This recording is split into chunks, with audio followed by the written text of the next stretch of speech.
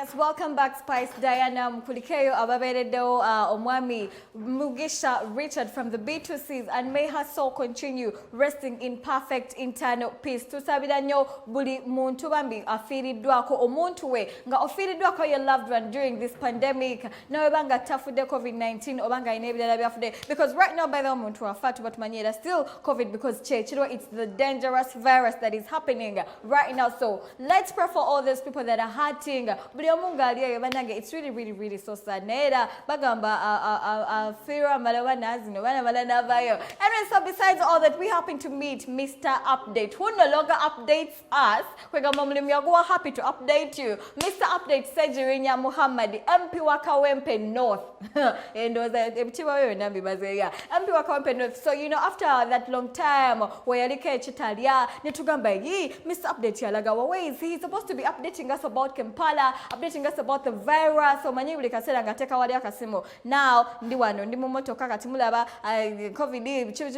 So we're like, okay, Mr. Update aliwa. So we happen to talk to this man Baminga kwegamba binji nyobi yagera, and mwamulonda bulungi nabera MP Wakawempe North era atugambye yaka aliku renovating a hospital over there. Na yena agamba tagenda dikirizamu sijja kogera kigambo mugenda chulira yekenya agenda begerera kwegamba agenda ebintu bingi nagenda experience ya jayafuna eyo echitalia. By the way, we see these people kuwera nga bali arrested. We don't know how they get to be treated over there. Tubala binga bakomyewo like we celebrate them netubakulisayo, and we do not know what they really go through over there. Anyway, I don't need to say a lot because we had Segirinya Muhammad. ODA ya security nga sigenda kulayira kituufu yatambula newaliriza bwewaliriza okujja kubanga mu parliament bateekawo enteekateeka yabagaa nti banne buli omu oba osobola kujjira ku muggo oba mugulu kwakutuseeko bakuteeke mu kagaali akalala ojjire mu kalala naye olayire kuba twalirayo okulonda speaker ne deputy speaker kati banyina okulayira mu mbeera yonna oba nfa oba ki era nennewaliriza nenzijja ekyategeeza nti yadde najja nti ndi mu mbeera nnungi wabula siri mu mbeera nnungi era nkyagenda ku further medication nomulaba soogera ebbanga lyonna nti amaanyi gakyalina kiri.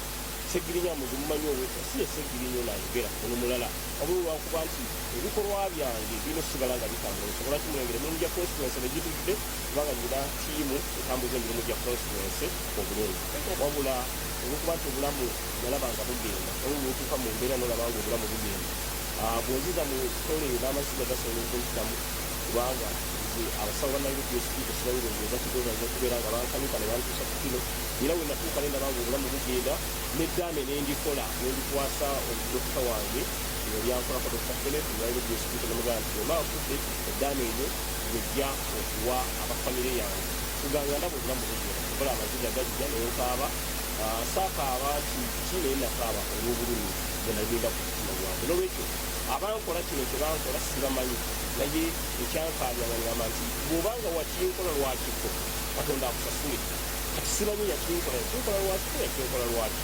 nolwekyo najja lwambeera nti waliwo mbeera yateekebwawo musajja jange olayire kubanga waliwo okulonda kujjandeeta naye nga singategeera